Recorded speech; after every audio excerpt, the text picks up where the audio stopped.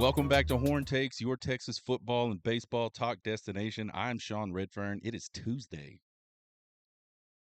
That means we're getting close to Friday. Not really, but I celebrate every single day on the way to Friday. Y'all know I love Fridays. Because it's Tuesday, we got Trace Otra games recap today, and then a little after action review of the Red River Shootout, and we will go ahead and put Oklahoma to bed. Start looking forward to those Georgia Bulldogs, them dogs. Check us out on Twitter, TikTok, YouTube, at Horn Takes. If you just like to listen to podcasts, you can do that too, man. Apple Podcasts, iHeart Podcasts, Spotify Podcasts. You can find all the podcast episodes at horntakespodcast.buzzsprout.com. Go check them out, man. They're good to listen to when you're driving down the road. I know a lot of you guys are in the vehicle all day long. I know it. Got your FedEx drivers, your UPS drivers, you got your cross-country truckers. You got your other type. I mean, there's folks that just make a living now Ubering people around. There's folks that just make a living delivering food now, taking medical devices back and forth. I know it. Y'all check us out.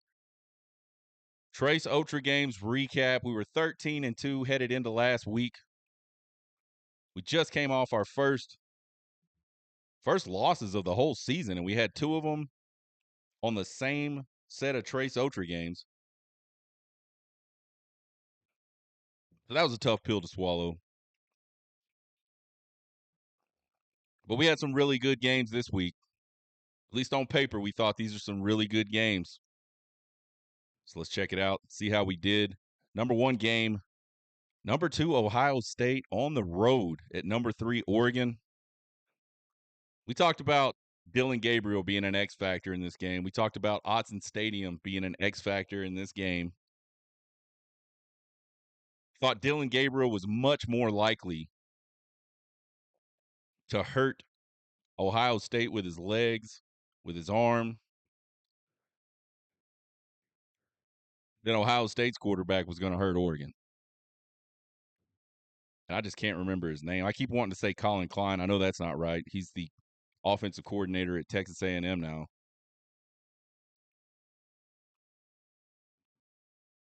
That's wild that dude from K-State, Will Howard. My producers just said Will Howard in my ear. Is the producers or the voices? I don't know. One of the two. Will Howard is the starting quarterback at the Ohio State Buckeyes. That is crazy to me. Nonetheless, Dylan Gabriel, to me, much more dangerous player than Will Howard. We saw him make some big plays in the Red River Shootout last year with his legs. We thought he might do it in a game like this. And if he did, we knew Oregon had a good shot to win this game. And that's pretty much exactly what happened. We figured Autzen Stadium would be just out of its mind crazy. I don't know if that happened. Hard to tell on the TV. And honestly, I didn't get to watch a whole lot of this game. We thought it would be. We thought Dylan Gabriel would make some plays. We had Oregon upsetting Ohio State at home and taking that firm hold of the number 1 spot in the Big. We had 27-24.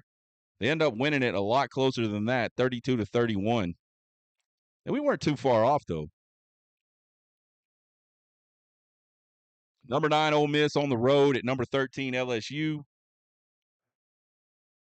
Man, this one didn't happen exactly how we thought, but we thought Ole Miss was going into a buzzsaw. I thought Ole Miss was going to go in there and LSU was going to really have some success on the ground and just kind of turn this game into an old-fashioned just back and forth, punch 'em, punch 'em, punch 'em, punch 'em type old SEC game and just grind on Ole Miss. And said it last week, I don't think Ole Miss is that kind of team.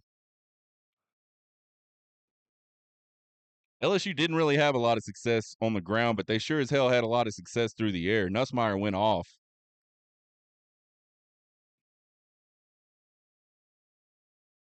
We like Death Valley. We know it's a hard place to play. We know it's a loud place to play, especially at night, especially when you got a big time matchup going. We had LSU 24-23.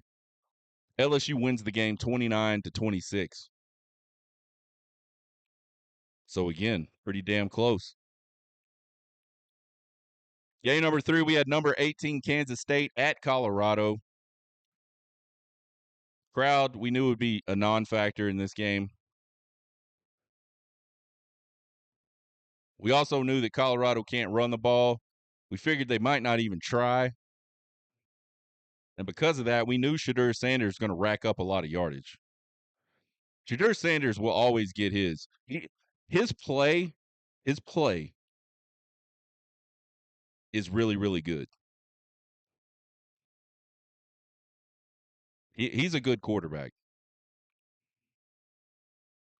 There's a lot of stuff to not like about that Colorado program, that Colorado coaching staff, and some of those guys on that Colorado football team. Shadur Sanders' actual play in the games ain't one of those things. He basically carries that team, him and Travis Hunter.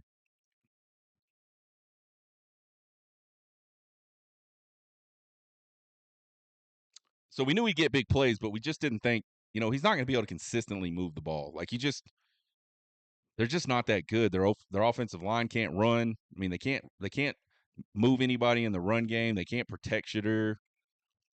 It's just tough to sustain anything when you can't block a soul. So we figured K-State would pile up yardage on the ground early.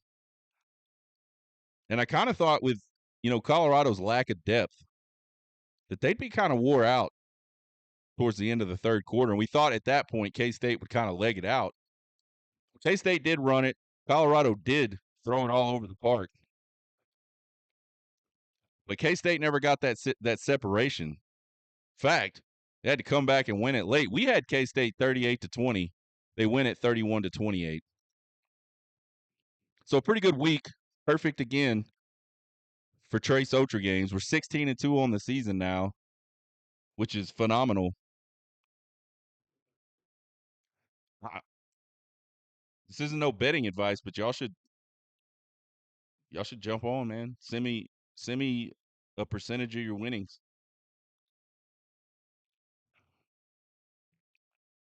Money lines. Y'all could hit up the money lines. I think we talked about it earlier this year. If we continue on this type of tear, we're gonna have to start doing the odds. We're gonna have to start doing giving points. It just won't be fun to just pick it straight up. Let me know what you guys think about that. How much are you guys willing to pay to watch me pick games with the point spread? And I'll even give my money line pick.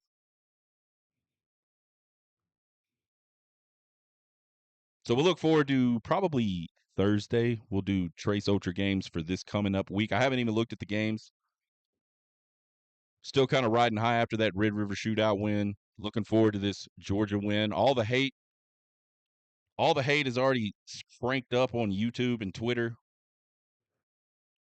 Instagrams. The line.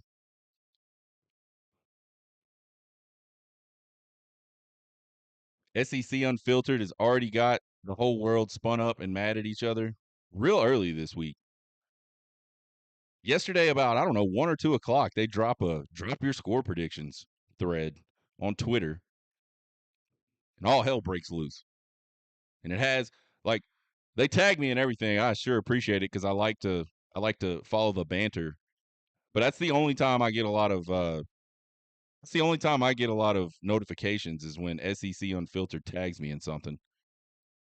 So I know immediately, like my phone will just start blowing up. I'm like, SEC Unfiltered just tagged me in something.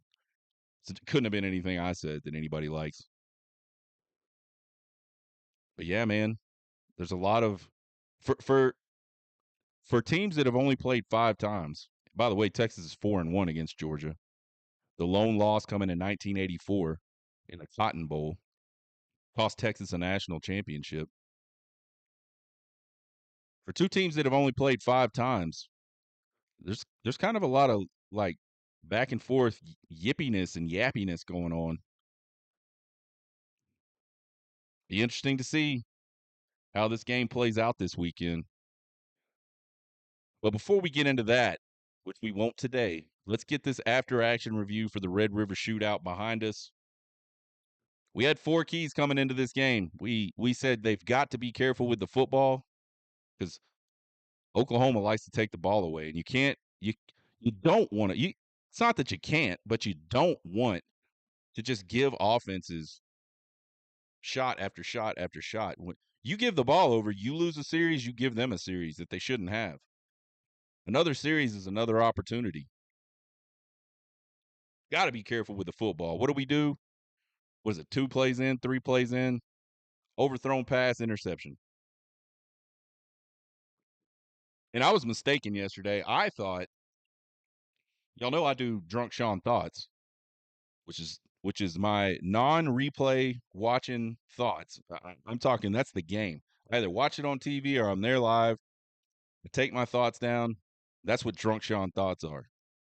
Then I go back and I watch the game again, or maybe for the first time, as was the case with this Red River Shootout. And I do this after action review, and I will generally correct myself if I said anything wrong in Drunk Sean Thoughts. One of the things I said yesterday, I believe, was that I thought that ball was a little bit deflected and kind of popped up, and that's why Bowman was able to get up under it. I don't think it was. I think it was close, but I think it was just a bad throw. Completely bad. Even if it did get knocked up in the air, it would have been a bad throw. All on Quinn, 100% either way. But that was the only turnover they had. It was really early. It didn't hurt them. So I think for the most part, they protected the football. They were careful with it. Limit big plays on the ground.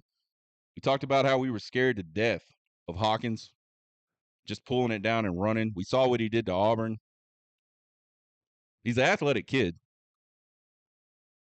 And we knew that Oklahoma just hadn't been that very good against the run. And we thought that was kind of their shot. Figure out a way to get some stuff going on the ground. Bust a couple big plays on the ground. That was kind of their shot to beat Texas, we thought. Well, they didn't get any of that. Texas 100% limited the big play on the ground. In fact, a couple times they did get loose, they fumbled the ball. And they weren't very loose anyway. Key number 3, we said be the storm. Don't try to weather the storm. Go be the storm. Be the chaos. Man, they just didn't do it. I think defensively they did. Defensively, they were pretty damn stout for the entire game. But offensively, they just struggled early. Quinn just looked out of sorts. So I don't know. Maybe I'd say we were B- on Be the Storm. Key number 4, go finish. We said there would be a point in this game where Texas could kind of put the boot down, press that thing down, and just kind of choke the life out of Oklahoma. It happens in every football game. One team has a chance. Sometimes it happens multiple times in a football game. But there will always be a point in every football game where one team has the opportunity to just finish the game. And I look back to that second quarter, man. I think that's where Texas's opportunity was. And I think they kind of halved it. They kind of half-assed it. They really could have punched in that second turnover, and this one would have just been completely over. But I can tell you, having been there and just, you know how we've talked before about how you feel momentum? It's like a thing you can almost touch. You can almost see it. You can almost touch it. Well, you could feel the momentum at the end of the first half just really shift over to the Texas side. Would it kind of been a game where Texas fans still kind of unsure? You know, the offense just does not look great. The defense is keeping us in it. To get those 2 quick turnovers, convert one of them into a touchdown immediately, and then try to get a field goal attempt that we missed twice, still shifted the momentum a lot. I don't think there were a lot of Texas fans that were worried at halftime that Texas would figure out a way to not win this game. Just a recap on our prediction. We said it'd be close at half. We thought it would be relatively close at half, and then we thought Texas would pull away in the second half. We had 41-13 Texas. End up winning at 34-3. Similar point spread, just kind of a little bit different on the way they got there. I don't think it was close at all at halftime. And I think Texas just kind of, they didn't pull away big in the second half, but they just kind of applied easy pressure, continuous easy pressure for the majority of that second half. Scored some more points, got the W. Offensively, Texas had 406 total yards of offense in this game, 229 passing on 21 of 31 for a touchdown and an interception. 68%, not the best, but not too bad. 177 rushing yards on 30 attempts, 5.9 yards per carry, 3 touchdowns on the ground, and 2 of them really big, long runs. Something we hadn't seen much of at all so far in 2024 out of the running backs. Texas was 5 of 13 on third down. That's just not good. 38%. That's just not going to get it done. They'll have to clean that up. They'll have to execute better or be a little better prepared come Saturday. They want to win that game against Georgia. 0 for 1 on fourth down. 4 of 6 in the red zone. Allowed 1 sack. Had the 1 turnover early. The sack was pretty early as well. I think the sack was on the second drive or maybe the first play of the game. It was pretty quick. It was one of the first 2 drives for sure. If I'm wrong, I'll just be wrong. Players that popped for this game, to me, offensively. Trey Wisner, man, 13 carries, 118 yards, 9.1 yards per carry. He had the touchdown, almost had the second touchdown or the first touchdown, really. Fumbles it away. Really, really outstanding last couple of weeks for Trey Wisner. I believe he's gone over 100 2 weeks in a row, which is something I don't think Texas had a 100-yard back at all this season until last week when Trey Wisner, or 2 weekends ago against Mississippi State. I'll have to go back and look at that. Trey Wisner, just a strong guy, obviously pretty fast, has really good vision, I think. He just finds that daylight, and he gets to it in a hurry. Gunnar Helm led the team in receiving on Saturday, 5 catches for 91 yards and a touchdown. Made a really great catch, a really nice contested catch on the second double pass attempt, and I can't believe I'm even saying that. Sark just kind of dipped into the bag of tricks on Saturday with the 2 double passes. One of them should have been a touchdown. We said yesterday, man, Texas left so many points on the board in this game could have been absolutely disgustingly ugly.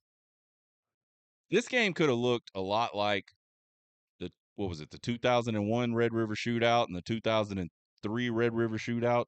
Just absolute ass kickings on the scoreboard. I mean, it was an absolute ass kicking. Gunnar Helm really burst on the scene so far this year, man. Like, you saw glimpses of it during his career where he could get open, he could catch the ball, he could score. But man, he's gone from a guy that is good and you can depend on him, especially in the run game, to now he's a guy that he's a playmaker. Good for Gunnar Helm. I threw Ryan Wingo in there.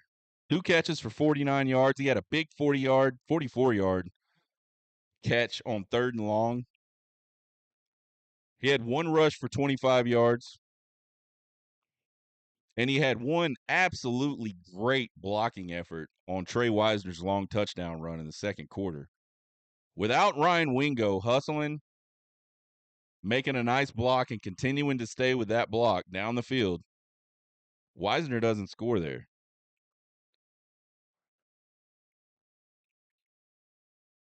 And I think that's something that's been missing a little bit out of this wide receiver core this year, this wide receiver group, is they just haven't been very physical down the field.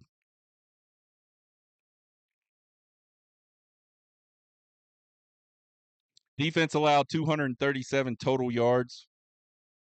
That's 3.4 yards per play they gave up. 148 passing on 19 of 30. 89 yards rushing on 39 attempts. We said the team that generally runs the ball the best in this game wins this game.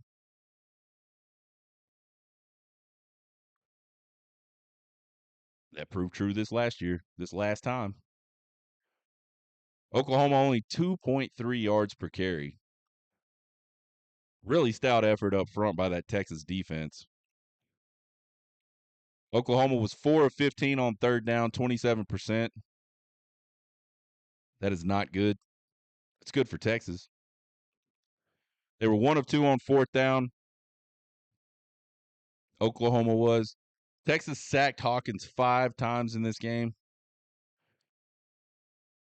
2 takeaways in this game. Just a really, I mean, you want the whole team to play for 4 quarters, right? And I think what we've seen so far this year, we've seen the defense do it a couple times against not the greatest competition. I'm not going to pretend Michigan's some great team. I'm not going to pretend Oklahoma's some great team.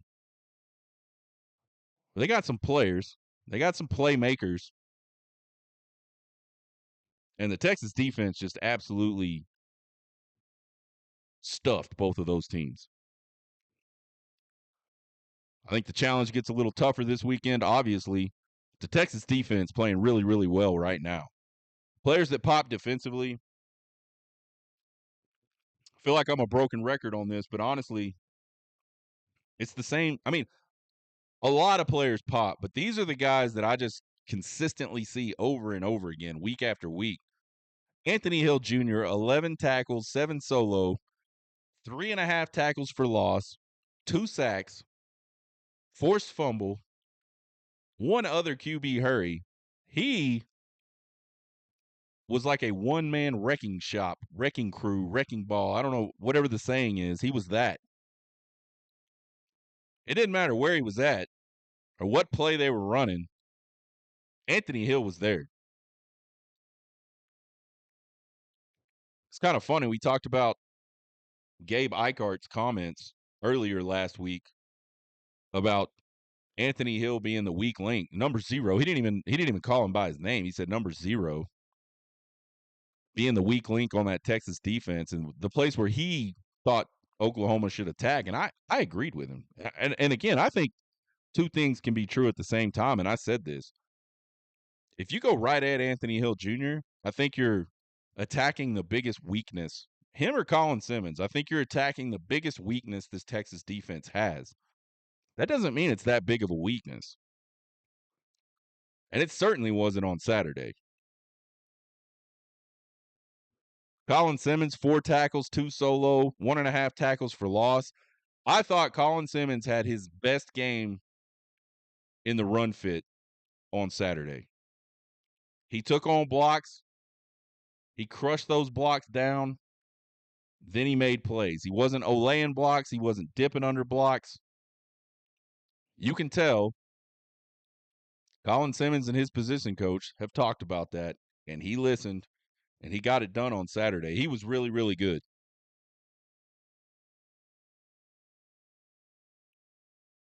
And then I think a guy that is just kind of a unsung guy, but I absolutely love him, Leonga Lafau.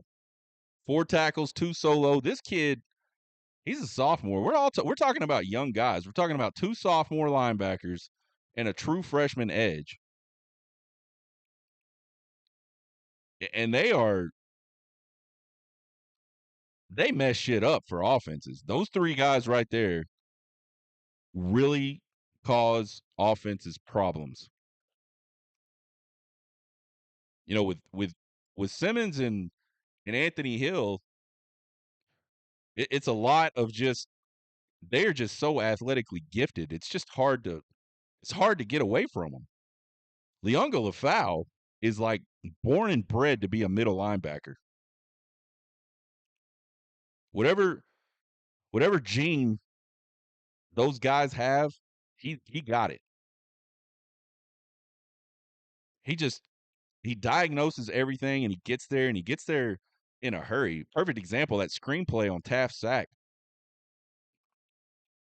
He got to where the running back should have been before the running back got there. And Hawkins didn't have a choice but to eat that. Take that big deep sack.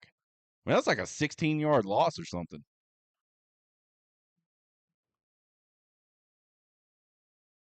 So yeah, I hope we see, and I love David Benda, man. I think he's a great player.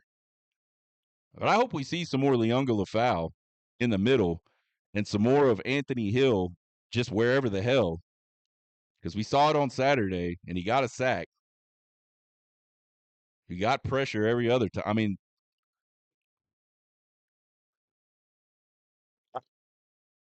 I think Anthony Hill might be like the next Micah Parsons type dude that you can't do nothing with him. Special teams, they were 2 for 3 on field goals. Bert Auburn, 2 missed field goals. I mean, it was really 1 missed field goal, but he had 2 attempts at it because Oklahoma called a timeout. He still missed it.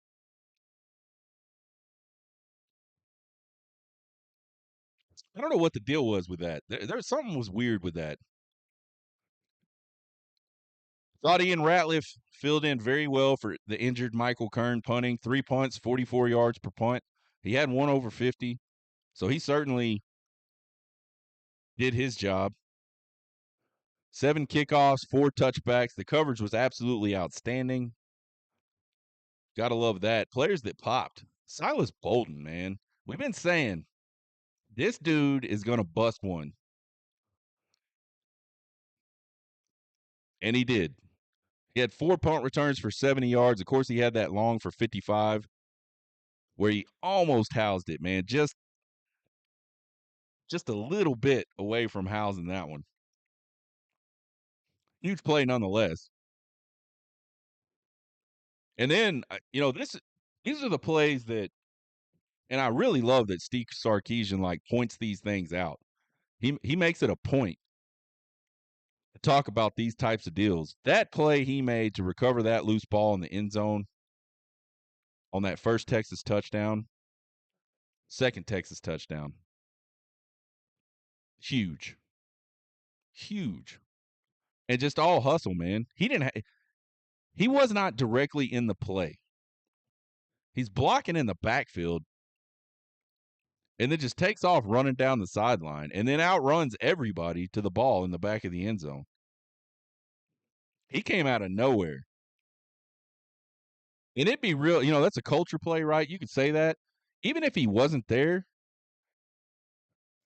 I don't know that it's not a culture play. Like I don't think you go, "Oh, Silas Bolden should have definitely jumped into the back of the end zone, outran everybody to get that ball." I think the expectation though is you hustle. Go where the ball's going. On offense or defense, go where the ball's going and be ready. I think that's the expectation, and he sure as hell did that. Awesome play.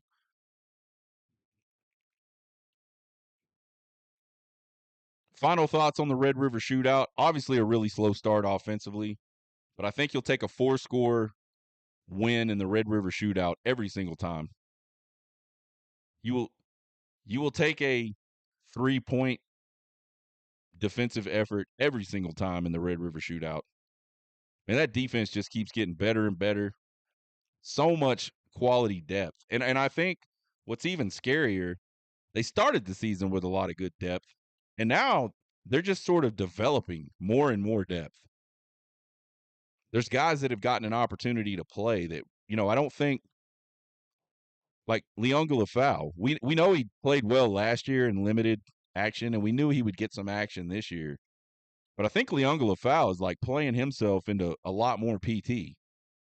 Like he's a guy that the coaching staff is 100% okay with being in the game. And there's guys behind them. You got Mo Blackwell, Anthony Smith, those guys starting to make plays. It is really hard to beat a team that can just keep throwing people out on the field that can just keep making plays. And this Texas defense has guys at every single level, at every single rung of the depth chart that can get out on the field and make plays. They're so versatile from the front to the linebackers to the defensive back end. PK can just kind of make up shit and do all kinds of crazy stuff. We saw a little bit of it Saturday. We see these sort of, they'll say they're exotic looks. It's just a different look with different personnel than you would expect to be in that type of look. On pass downs, he's got like 3 or 4 Ferraris he can bring in and line them up all different spots on that defensive line and get after the quarterback.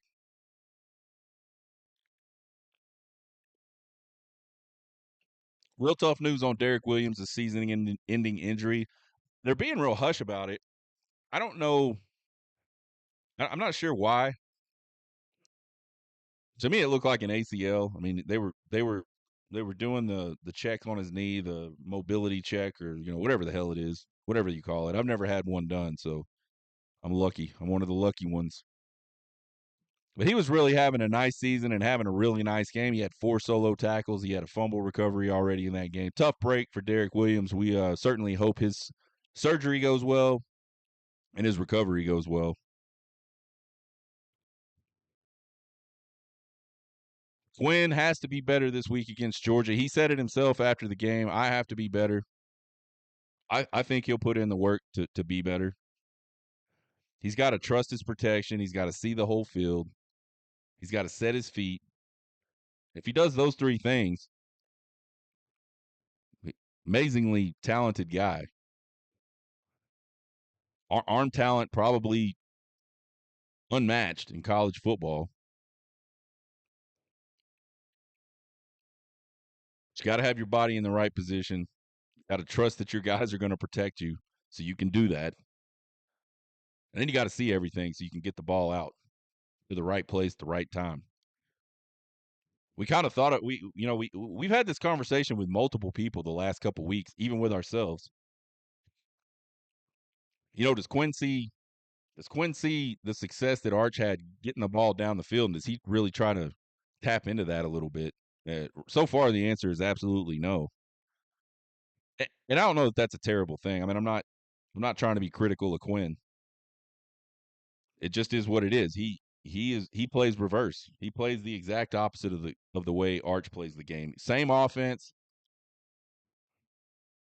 same defensive looks. They just approach it differently. It's really interesting.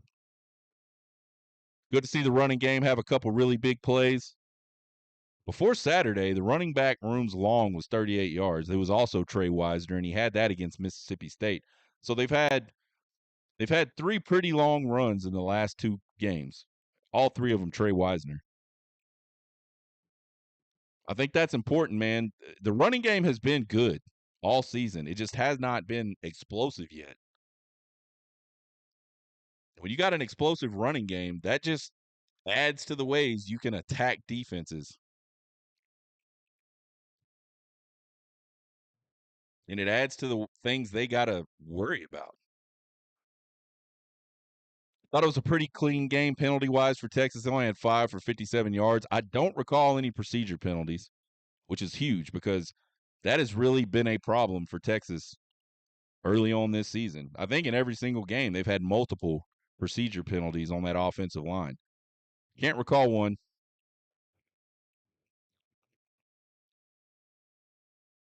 Texas 6-0. They haven't come close to playing their best game as a whole team.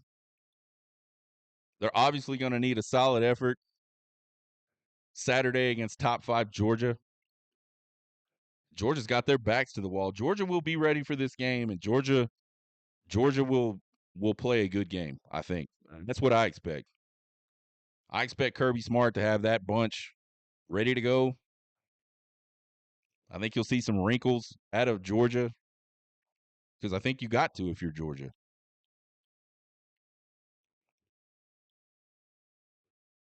They really can't afford to lose this game. Because if you lose this game and you're Georgia, then you just absolutely cannot afford to lose another SEC game. And they got a couple on the schedule that could give them problems. I think they still have Ole Miss, they still have Tennessee.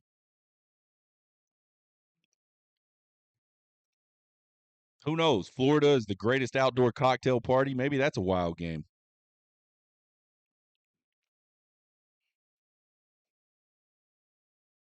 We will be back on Wednesday, folks. We will deep dive on this Georgia Bulldogs team. We'll talk all about them. We'll break down their stats. We'll start talking about how we think this game's going to play out. We'll do Trace Texas topics as well on Wednesday. Got an invite this morning to be on the Nothing Finer podcast. Nothing Finer Pods is what they call themselves. On Wednesday night at 7 p.m., we'll talk Georgia and Texas. I'm excited about that. I don't know if it's a live deal or not. They made it sound like it is. We'll find out. Once I get all the information, I'll let you guys know. We got Eric Henry from Horns 247 lined up for Thursday's show, maybe Friday's show. Got him lined up. We're going to sit down with him. We're going to record a segment. Find us on Twitter, TikTok, and YouTube at Horn Takes. Give us a subscribe. Give us a follow. Won't cost you guys a thing, but we sure do appreciate the support. You can email me at horntakespodcast@gmail.com with all your questions, comments, concerns, and criticisms. I love them all. Here we go, baby. We got past the Red River Shootout. Let's get ready for Georgia. You guys have a good rest of the week. Get hooked.